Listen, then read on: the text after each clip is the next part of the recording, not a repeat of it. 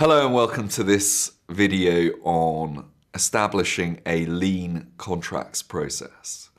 My name is Alistair Maiden. I'm a legal engineer for Psych. Until recently, I was head of contracts for Asda. During the video, we're going to look at opportunities for improving your current process. We'll also look into technologies and resource available to help, specific things such as playbooks, and also how you can demonstrate the value of your new process. The first step to a lean contracts process is to identify the fat in your existing process. Typically, I find that there's a lot of fat in governance, so whose approval do I need? Getting contracts signed takes a remarkable amount of time. In the past, I've seen that take up to 20% of the total process. Obviously, all lawyers will be familiar with negotiating the same point again and again and again. Liability clauses are often the number one source of contentious negotiation.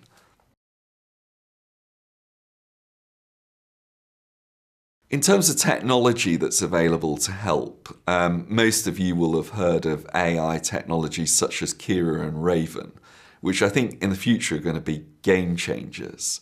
At this stage, they're still in their infancy, and I think a lot of people are working very hard to get them operationalized so that they can be used.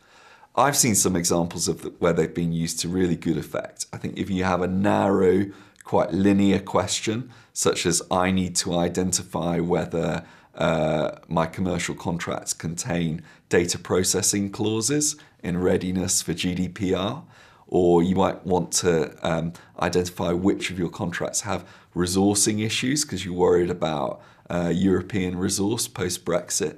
I think technologies like Kira and Raven are absolutely fantastic for that. However, if I had a similar kind of issue at the moment, I'd still probably go with a managed legal services provider like Axiom, Radiant, or Thomson Reuters LMS, because they tend to blend efficient resource, which is quite often offshored, with technology to provide a reliable, quick and efficient answer. And I think because they've still got the human element, it just kind of steers you to the right result quicker. In terms of taking practical steps to improve your contracts process, I talked earlier about things like governance, about getting documents signed, about negotiating the same issue again and again. I think as soon as you've established the issues, you really need to face into it. Governance is a classic example. Almost every client that I go and work for has some issue or other with their governance process. And often it's a lack of clarity amongst the business about what the process is. Take the opportunity, as I said, to face into the issue, to clarify once and for all whose approval I need to get a contract signed, and to make that visible throughout the business so that everyone knows. Plain English is extremely helpful. I think it's a fantastic tool.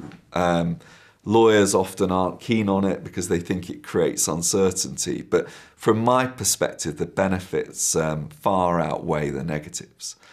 The benefits are that your colleagues will be able to understand the contracts that you draft for them. When I was doing my training contract, one of the partners supervising me said, if you draft a contract that your client can't understand, then you failed. And I'm a total advocate of that because throughout the contract lifecycle process, you'll find that if your contract is in plain English, a colleague is far less likely to come to you with a routine question. But also, while the contract's being drafted and negotiated, as it's sent to suppliers and to customers, they're far less likely to refer that contract out to external lawyers for interpretation and negotiation, which has a massive benefit because it's more likely that you're going to be able to contract on your standard terms. But also, as you can imagine, that removes a considerable chunk of the overall contract life cycle.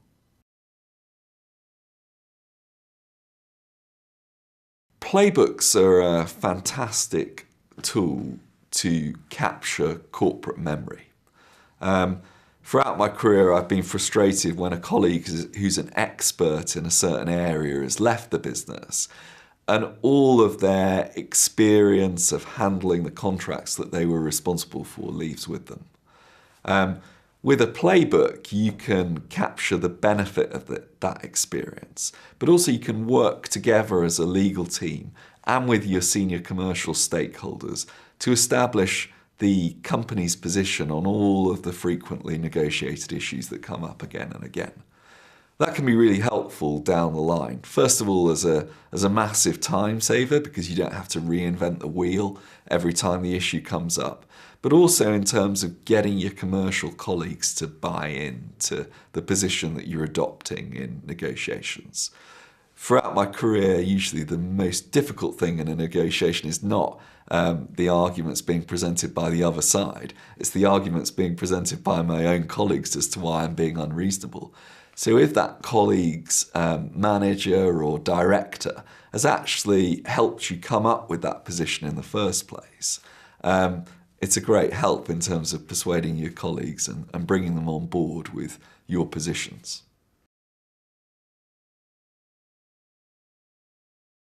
Automation technology is fantastic because it's a way of digitizing all the best practice process that I've already talked about and then rolling that out across the business. So for example, I was able to use automation technology to create a self-service contract process where any business colleague could log on to the technology. They could answer an intuitive and dynamic questionnaire which used decision tree functionality. They could produce a draft contract, which they could then circulate for governance and get digitally signed, all without my involvement, provided their answers were within certain parameters. Obviously, I still wanted to know where the business was entering into risk.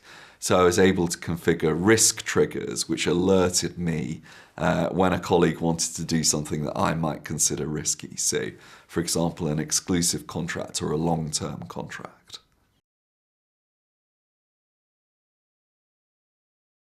In terms of getting the business to buy into a lean contracts process, I think it's really important to make it easy for the business. So you do that in a couple of ways. First of all, you make sure that your new processes are integrating with your business colleagues' processes, that they don't operate at odds with each other. And, for example, a big challenge for me in the past has been getting procurement systems such as SAP to integrate with contract automation systems such as Contracts Express.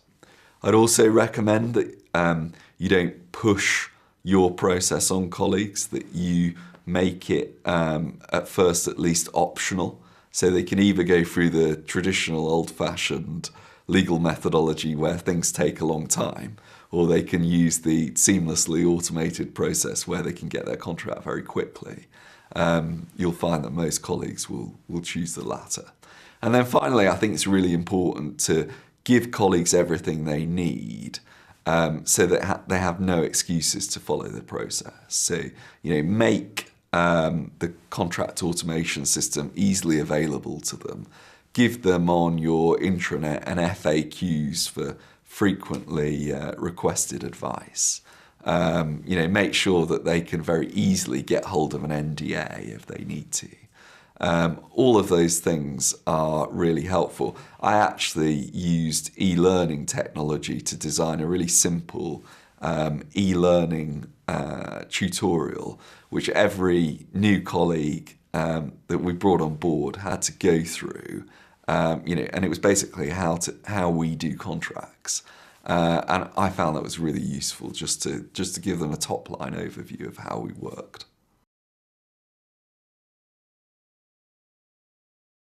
To demonstrate the value of a lean contracts process, you have to go back to your objectives. And I recommend that you keep those objectives really simple and really linear. So let's try and reduce the average time it takes to conclude a contract.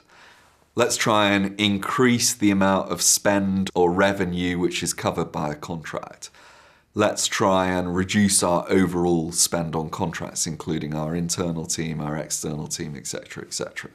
These are really tangible things. They're not open to interpretation down the line. And that means that you can, without any question or argument, demonstrate that when your process has been successful, you've achieved those metrics, is set in stone.